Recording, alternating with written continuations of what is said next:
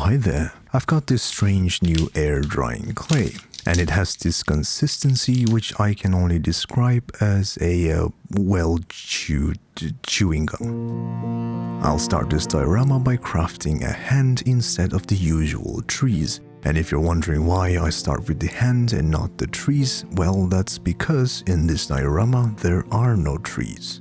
After I've got a decent copy of my massive left hand, I'll craft the individual fingers and attach them one at a time to the hand.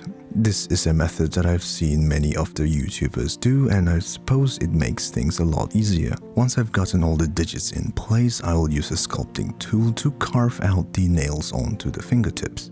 Now, this being my first attempt at sculpting a real hand, I didn't expect anything great, but dare I say it came out looking pretty well. Not only that, but after several hours of handling it, the clay was absorbing the heat from my warm hands and started to feel really strange. So, while I leave it to dry and, more importantly, cool down, let me explain the diorama. For this diorama, I chose the game Little Nightmares 3, and yes, it hasn't been released yet and I only have a trailer to work with, but it also means that I can craft pretty much anything I want. The main part of this diorama would be a rail track, which would be motorized, and I hope that I can make some rail carts that would go around the diorama.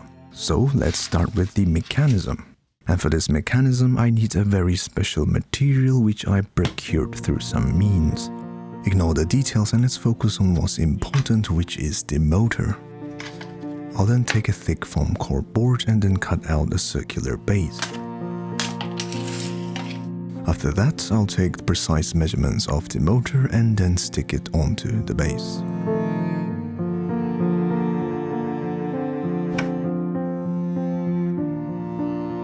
With that done, I will cut out another circular disc, which will serve as the driving mechanism for my trolleys. Yes, I've started to call them trolleys now. I'll go an extra step with this foam core board and then reinforce the drive shaft hole with some metal strips. Next, I'll cut another foam core board to make the floor of the diorama. I'll then stick some supporting columns to stick the two plates together. Now, the keen among you might notice that there's a slight gap between the plates. This was very intentional because I need to put some spacers to help reduce the friction. With that done, I'll make a hole for a magnet to go into and then temporarily stick it with some masking tape. I'll then cut out a hole on the bottom where the power source will be attached to. Instead of using glues, I'll be using these tiny little screws to hold them together. This way I can grant myself access to the bottom if I need to troubleshoot it later on. After screwing the whole base together, I'll use a tiny little magnet and then trace out the path. This center line will essentially mark the path for my railway, and yes, I started to call it rail again. With that, the mechanical parts of the diorama is mostly completed. So let's focus our attention on the visual parts. And sadly, I have to go back to using foam to make the sides of the diorama. I've cut the foam out using some foam cutter outdoors, and then I'll squeeze them between the two plates. For this diorama, I'll still be using Das clay, and that's because I've got quite a bit of it left over before I can try other clay.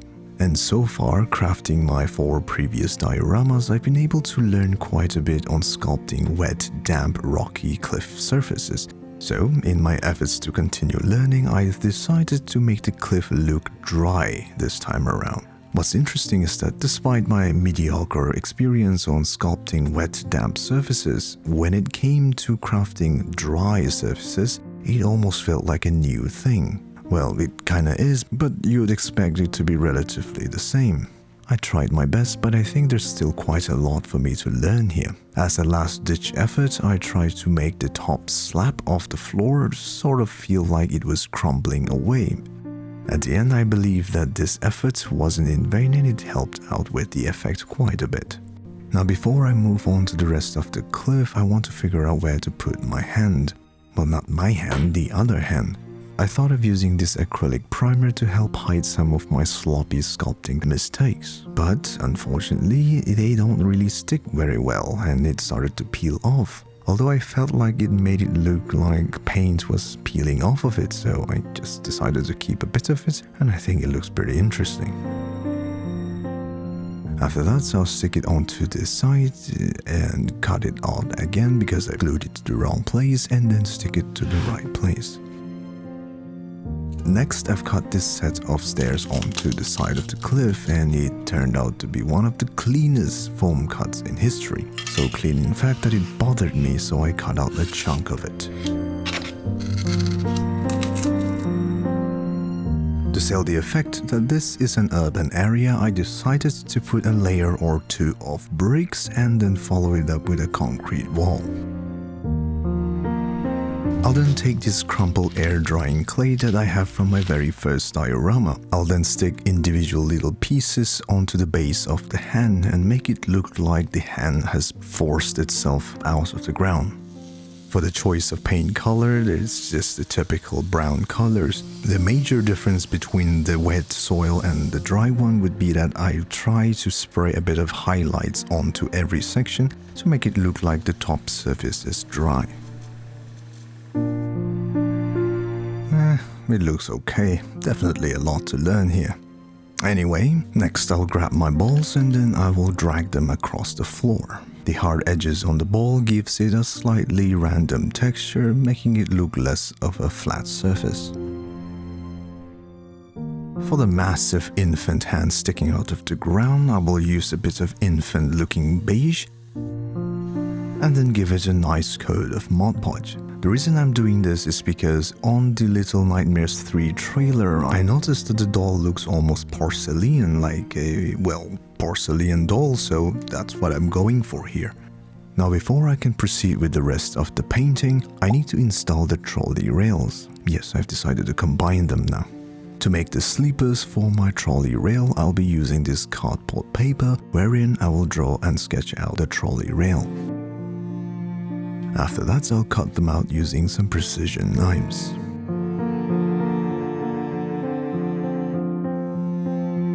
This is indeed a laborious task, so I'll place it on the image of a laser cutting device and then cut the rest of the rail sleepers.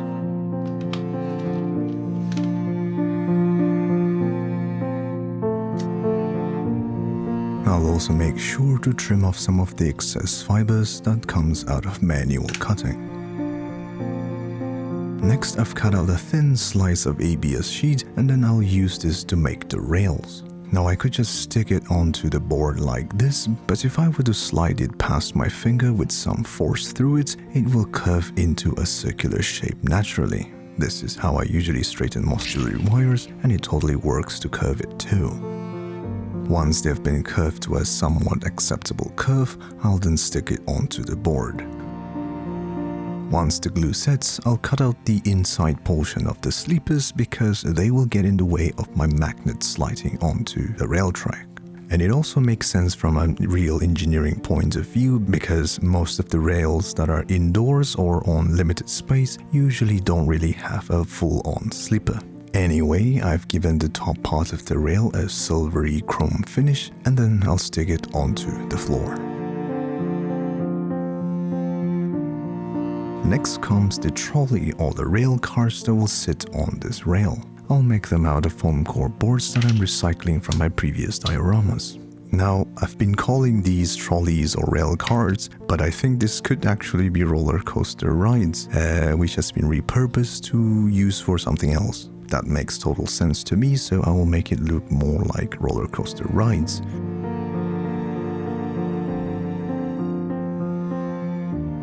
To make the wheels for my roller coaster rides, I'll be using this tiny little hot glue stick. I'll slice off a piece of it and then drill a hole into it.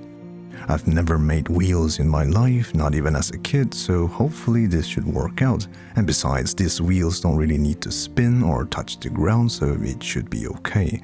I agree that it would definitely look better if the wheels touched the ground, but that is a whole set of complicated mechanism, and I'll have to binge a lot of model railway making videos before I can even attempt to do anything with it. Back to the roller coasters though, I'll apply blobs of UV resin onto sides and then cue them. I think this would make it look like massive rivets, which is exactly the same that we see in Little Nightmares trailer. After applying a paint of color, I'll give the rims a golden color. In the Little Nightmares 3 trailer, it's hard to tell if these are connected or not, but I want to connect these cards anyway. So, to do that, I'll make some hooks out of jewelry wires and then stick them onto the cards. To connect the roller coaster cards, I'll be using this enormously long chain of necklace, cut them into pieces, and then patiently connect them together.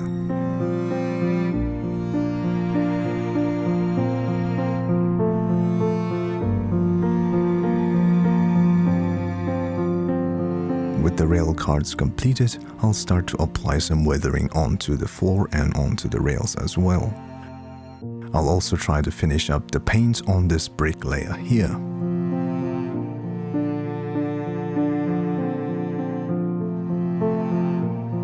For the bottom section, I imagine it to be a coarse layer of concrete, and thus I'll give it a color to match concrete.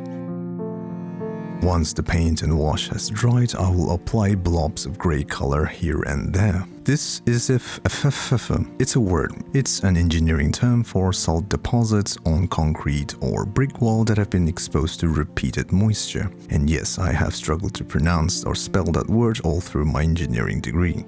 Once the something has dried, I will stick these tiny little slabs of polymer clay that I had baked before.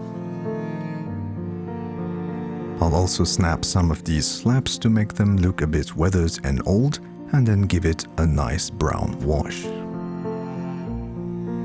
Next, I want to start building a house, and for that I took inspiration from the game called Very Little Nightmares. My idea with the house is to keep it very warped and disproportionate. So to achieve that, I've made all these weird little angles and then cut the roof in weird angles as well. To make the shingles for the roof, I'll be using a thin slice of balsa wood. I'll score all the surface using a sculpting tool to make it look cracky and crumpled. I'll then stick some double-sided tape on the back of the shingles and then cut the shingles into little straight lines. This way it will be very simple and easy for me to stick them onto the roof.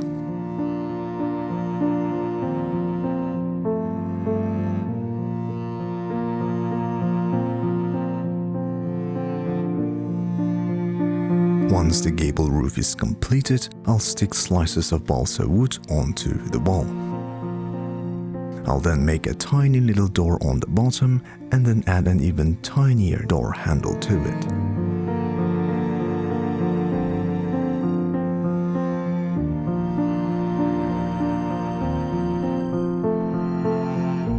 I also decided to make a tiny wooden window for the side of the house.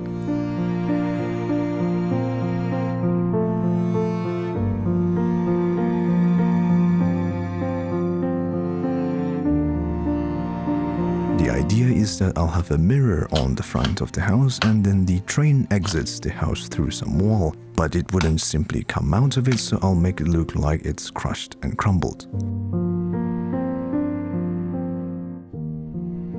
Now at this point, if you think that the house design looks a bit familiar, that's because it is. This is what I've been taught to call Tudor-style architecture.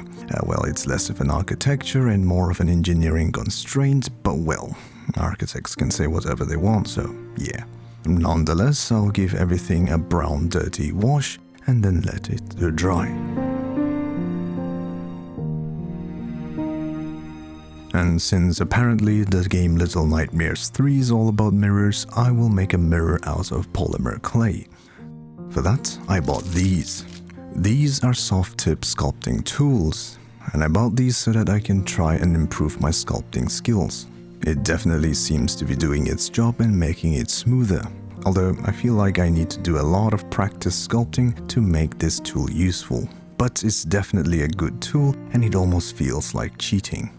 I'll then add some bunny looking ears to the mirror and then slide a piece of cardboard in there to support some of these smaller dangly bits.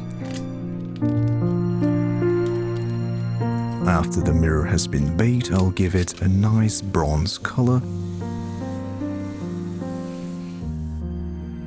and then give it a black wash. To make the actual mirror for the mirror, I'll be using this invisible plastic sheet. To make it look like a mirror, I'll stick these aluminium tape onto one of its sides. After that, I will cut the mirrors into shape to make it look like it's broken, resembling that from the game trailer. After that, it's just a matter of sticking the mirror onto the mirror, I guess.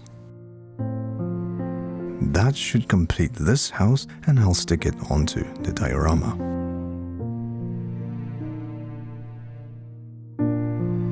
Next, I want to make a tent here, and I took some inspiration from Little Nightmares trailer. To make the tent, I made this inappropriate looking thing, and then I'll wrap it around with some polymer clay. Once I have a rough shape of the tent, I will stick some of the dangly bits on its side to make it look like that of the video game. Initially, I thought that the doors for the tent would just open split in the middle, but it looked awful and decided to make it more like a curtain. To make the curtain, I have this extremely thin layer of polymer clay, which I will gently fold into a curtain-like shape and then stick them onto the tent. I've also made this tassel-looking thing, which will hide some of the uneven seams on the top. And what's a curtain without its rope, so I will attach some tiny little ropes on the sides. Now, tents aren't exactly made of rocks and concrete, so I'll be using this canvas fabric, which I will gently press onto the polymer clay. This way, it makes it look like fabric. Once it's baked, I'll pull out the inappropriate looking thing and then give it a nice red and white color.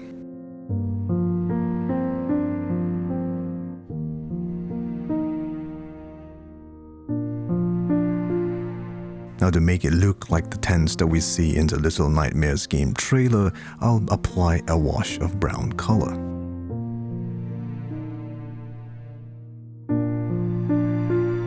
With that done, I'll simply stick it onto the diorama.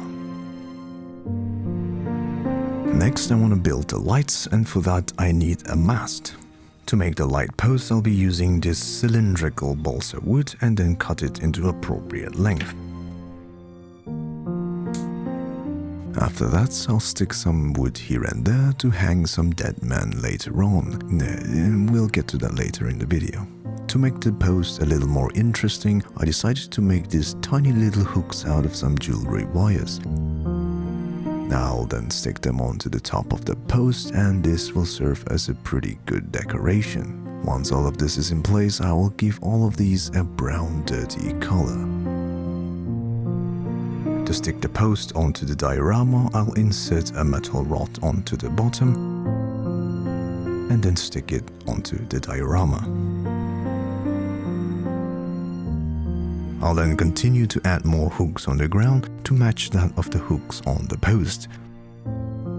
I'll then use these hooks to pull a thread onto the cable and tension it to the ground. And if you haven't guessed what these are tension wires that usually hold up utility poles. However, the technical term for this is guy wire. I don't know why. Now, with the post in place, I'll start working on the lights. For that, I'll be using these tiny little lights that you can see compared to a pencil. What I'll do is then gently stretch out the terminals so that the positive and negative ends are separated. I'll then take another LED of a different color and then wrap or twist it around together. Repeat this process and I have a pretty decent looking string of carnival lights. However, to match the aesthetics of the carnival and the urban lifestyle, I'll wrap the whole thing using some masking tape. To make the bulbs look like incandescent light bulbs, I'll be using UV resin dyed with a bit of white color. I'll then gently dip the LED lights onto the resin and then cure them layer after layer using UV light. After several layers, I get what looks like a decent incandescent light bulb. Once that's done, I'll twist the cables around and then slide it onto the roof. To attach the lights onto the post, I could simply glue it onto the post, but I don't really like that, so I'll make some hooks out of jewelry wires and then stick them together. I've also made this tiny little cantilever post and then I'll wrap a singular LED around it. This way it looks like a shabbily installed light bulb onto the doorway.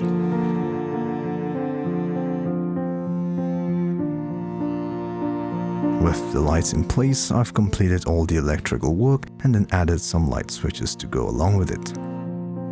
And there you go, pretty little carnival lights. Now let's start working on the characters. I'll start with the character 𝚒𝚒𝚔𝚔. Now 𝚒𝚒𝚔 is a skinny boy and I can't possibly make his limbs out of polymer clay, so I'll be using some jewelry wire to be his arms and legs.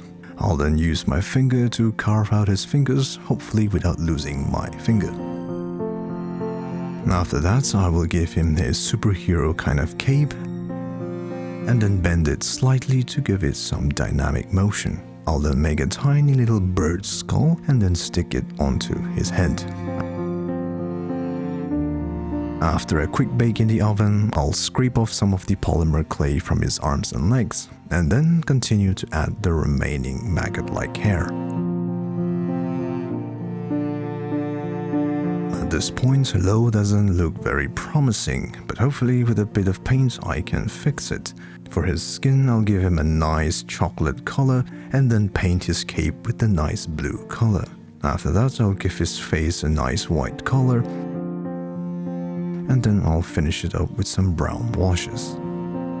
And with that, 𝚒𝚒𝚔 is finally completed and I can stick him to the diorama. Next up is the character alone, and I think she's quite easy to make. But why? First, I'll start with her spaceship or aviator-like suit and then carve out some of the details. After that, I'll bend her legs into the resting kind of pose that I'm looking for here. I'll also be making her arms separately because this feels much easier to do so. After that, I'll simply stick her arms onto her body, and let's not forget her head as well. With that done, I will be able to stick some of the aviator goggles onto her head as well. To make her hair, I will make a thin strip of polymer clay and then cut it with some knives. I'll also make sure to scrape off some of the tips so that it makes it look frayed and, well, like normal hair. After that, I will roll up the messed up piece of polymer clay and that should form a nice little hair bun. All that's left to do is stick it onto her head.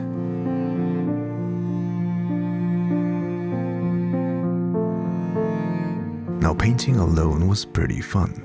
That's not right. Painting the character alone was... Painting the character named alone was very fun. There we go. I've painted the rest of her body, and then for her hair I'll apply a layer of white base course. After that I'll give her the bright orange color for her hair. Finally, I'll give her some black washes here and there, and I think that character named alone is finally completed, and I can stick it onto the diorama. Next, I need to make these psychos in the background. It's pretty difficult to see what these jacked up psychos look like, so I'll just imagine them to look like some overgrown scout boys. The key difference here is that I'll try my best to give him some nice pair of glutes. I'll also go an extra mile and then flange out his collars and his coat a little bit.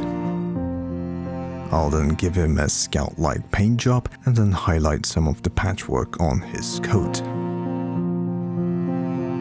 I've also made a humanoid-looking figure to serve as the hanging piñata. In the video game trailer, it looks like he's wrapped up in rope and then poked with some pins, but I don't want to do that, so I'll just wrap him in some painting canvas and give a nice brown wash. After that, I'll tie a rope on his feet and then hanging onto the diorama.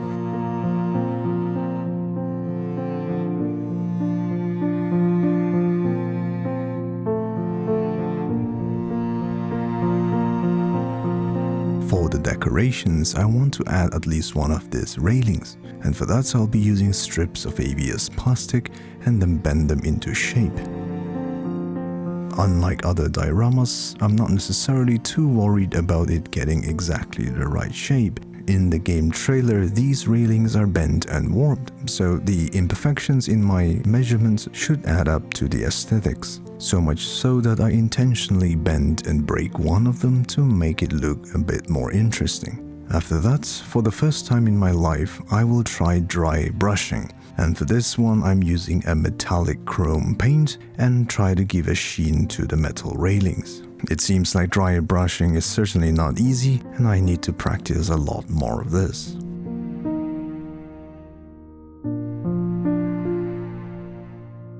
Continuing on with the rest of the decorations, I tried to make chests and crates out of balsa wood. But this was too costly for my time, so I ended up making a bunch of the other accessories using polymer clay. I still prefer the crate made using balsa wood, although it's more likely that I am a bad sculptor and not necessarily that the polymer is bad. I've given all of them some appropriate colors, and I'll stick them onto the diorama. Now, while I add these objects into the diorama, I'd like to thank you all for joining me on my journey to learn about crafting. Despite my lack of experience and my often unorthodox crafting methods, 1,600 of you subscribe to the channel. Not only that, but many of you take the time of your day to write down comments, be it encouragement, advice, or even critique, and it has been extremely heartwarming. All of that helps me become a better crafter. Case in point, I received several tips on how to fix my airbrush issues, and they have helped mitigate the problems I was facing. Although, since it's working now, I don't have a reason to splurge money on a fancy new airbrush. So yeah, but seriously though, thank you so much. Back to the diorama though, since all the objects are in place, I need to start making some posters. For that, I've created some grid lines onto a sheet of paper and then scribbled something so small that it's impossible to read. This has got nothing to do with the game because I barely saw anything there. It's just something I made up and hopefully it looks good enough for a carnival. I'll then cut out the posters and I'll be very careful with it so that I don't end up ruining half a day's of work. Now, once I've cut out all the carnival posters, I'll take this piece of paper upon which I've scribbled some random lines. I'll give it a nice crumble and then rip them apart into tiny little pieces. This will form the trash or litter on my diorama. Now, as I'm sticking these posters onto the diorama, I'll make sure to give the edges a slight curl because, let's be real, no one sticks a poster perfectly. I'll continue to paste these posters onto appropriate places, and sometimes I'll give them a tail to mimic real life because reasons.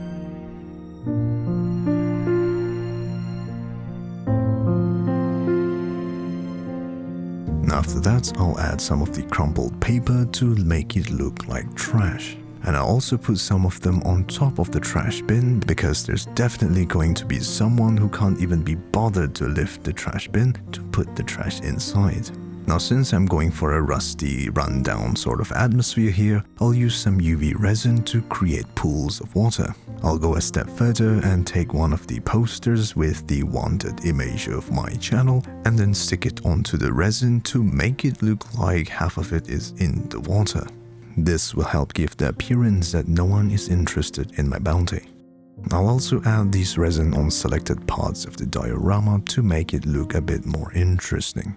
I've also noticed that the roof of my house didn't look that interesting, so I'll cut pieces of the shingles out and then lift them to make it a bit old and weathered. Once that's done, I'll also give it a slight dash of UV resin and make it look like there is some water collecting on it, or just simply look like it's dew. After that, I'll take those leftover mirror panels that I had before and then stick them onto appropriate places. I'll also add some cutaway pieces of plastic to give some variety to the trash that humans produce. After that, I'll put the roller coasters onto the train track, but the diorama isn't complete yet. If you look closely at this image from the video game trailer, these carts are not exactly empty. To make the trash bags or body bags, whatever that may be, I'll be using this canvas fabric again. After that, I'll naturally pick one of the largest needle that I can find on the set of needles. Once I've threaded in the threads, I'll sew the canvas fabric up. Now, some of you might be thinking that I'm sewing like I know what I'm doing. Well, that's because my family struggled financially when I was growing up, and my mother always used to make me stitch things up before buying a new one. Well, fortunately for me, it made me learn some sewing, and it's useful right now.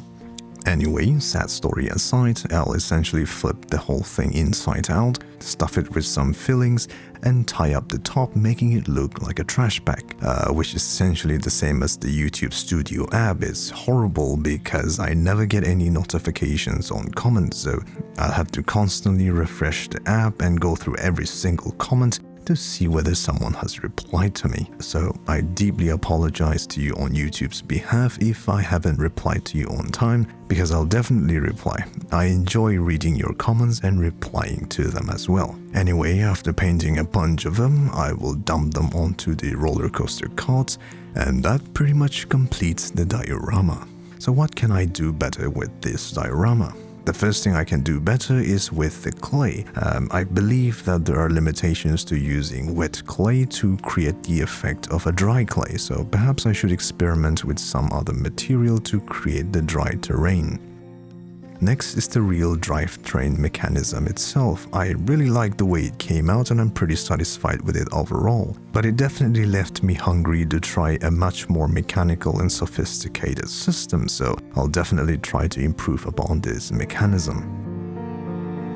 There's also another thing with my house. I think that the walls were a bit too smooth and it lacked a bit of character. Perhaps I should have added a bit of crumbled wall or something of that sort to make it a bit more interesting. Lastly, and surely, my sculpting work is terrible at best. I really need to practice a lot more, and perhaps I shouldn't be too lazy to craft a second sculpture just to improve upon the sculpt.